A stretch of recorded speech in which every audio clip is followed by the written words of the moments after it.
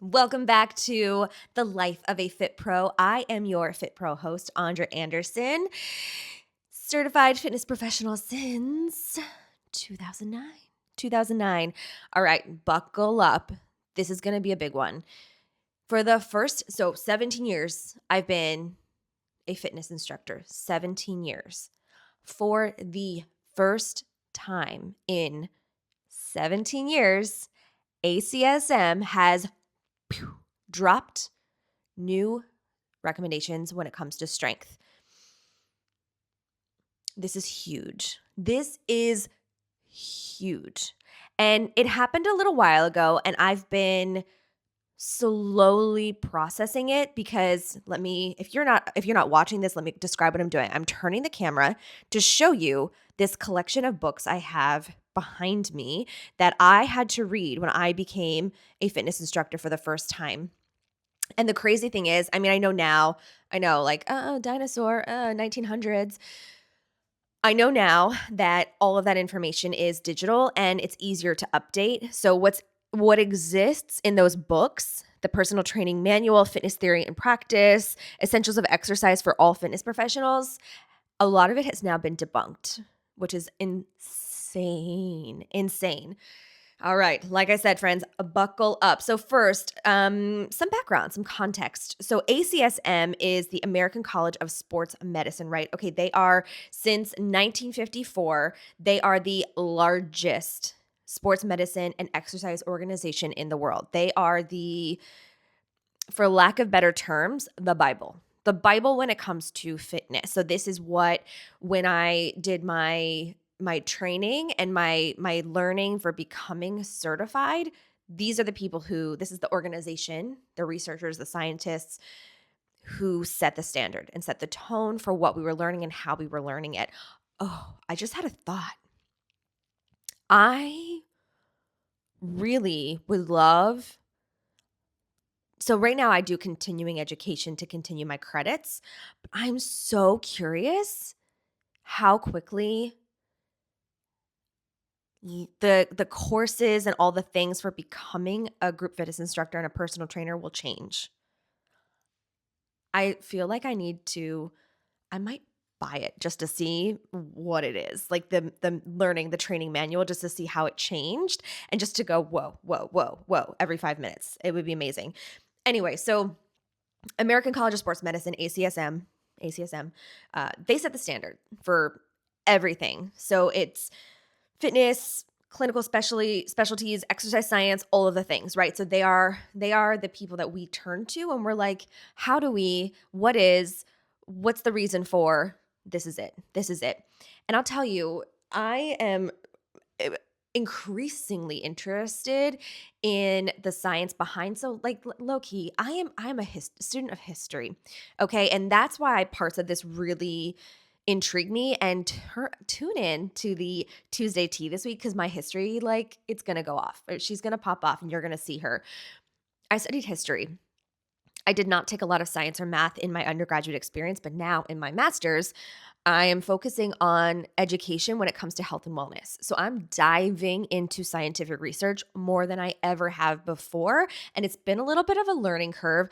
I feel like I have a little bit more of an advantage because of the things that I'm learning for my certifications for personal training and for group fitness. So I know more than I think I do. And also, honestly, yoga training really helped with the anatomy and physiology. Like, I never took A&P, but I did through yoga. I'm so grateful for the trainer that I had who was really into anatomy and prioritized learning that, because not a lot of yoga courses do. Not a lot of them do. Some of them focus a little too much on the business of yoga and less on like the why and how and what of yoga. I digress, kind of. I mean, it's related, right? It's all related. So, in my master's study, I am encountering more scientific research, understanding peer-reviewed sources a little bit better, and how to read research in a scientific way. So this has become increasingly of interest to me.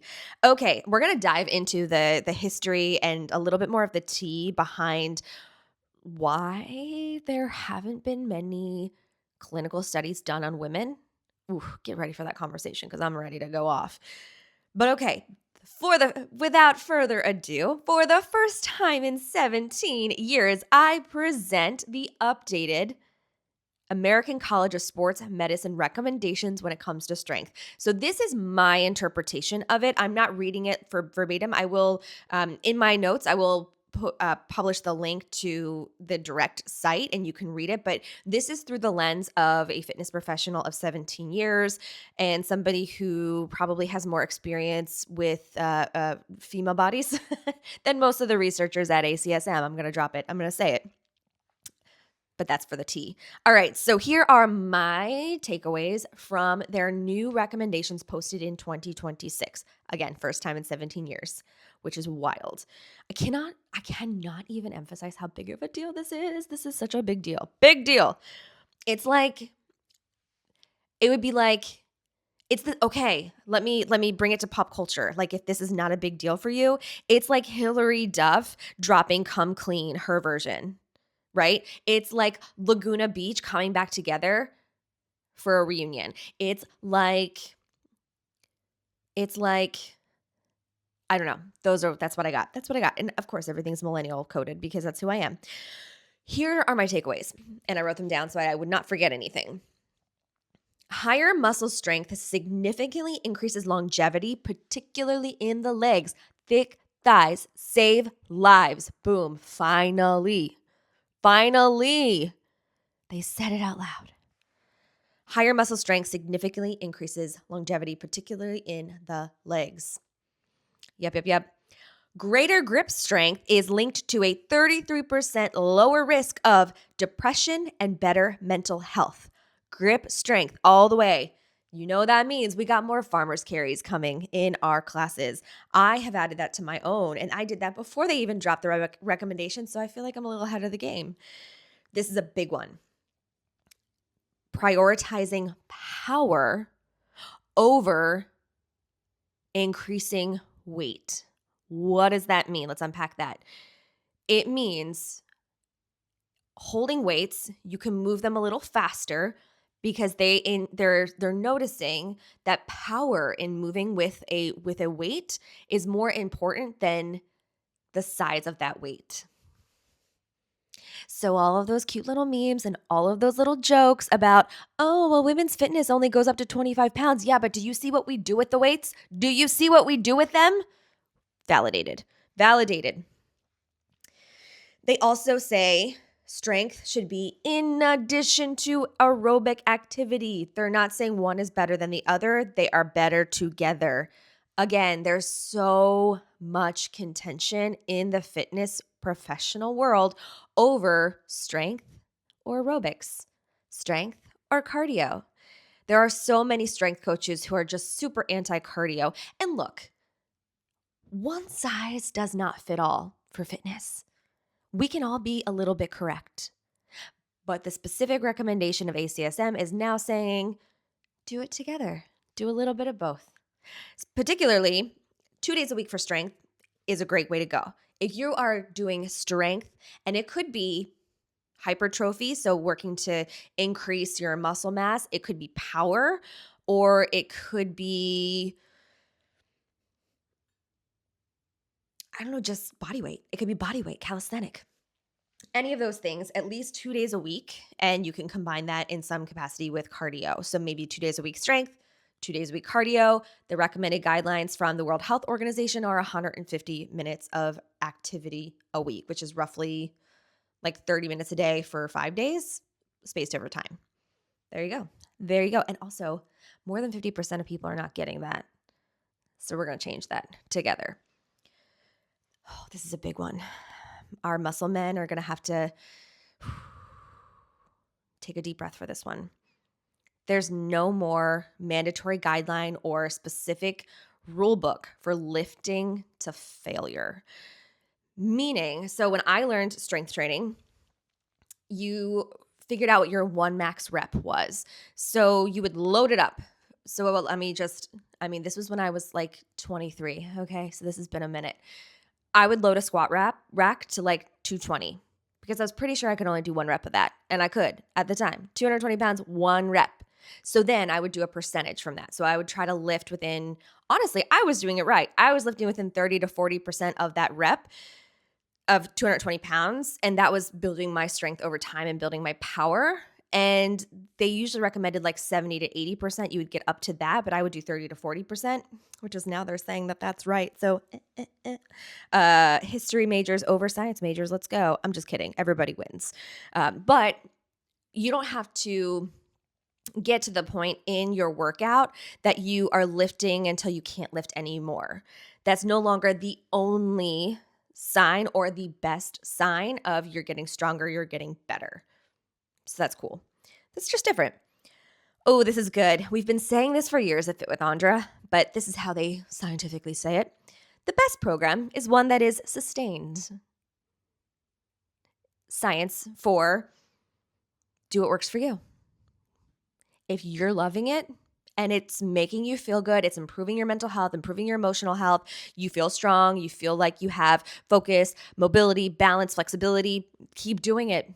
Keep doing it. There's no one that can say, you wrong. Don't do that anymore. Don't do that anymore. I love this. Also, time under tension has been debunked, meaning that those real slow reps aren't necessarily better. They aren't necessarily better. I love this one as a fitness professional. I will say we spent a lot of time in my personal training studies, the very first round that I did, learning about variations, which I think is important to learn progressions and regressions. That stuff's important. But ACSM is saying that you don't really need a beginner, intermediate, or advanced routine. Like people can do the same basic training together. What? I want to learn more about that one. That one I'm intrigued by. Again, this is kind of surface level. I've done a little bit of a dive, but I'm going to get ready to do a deep dive in my master's classes, and maybe this will even be the focus of my research study, which I'm really hoping they approve because this would be really fun to research. I'm really curious about that, and I cannot wait to see and hear and learn more about what that means. And this last one, instability training isn't better for balance. Balance will increase as strength increases. So we don't necessarily need to do separate balance training.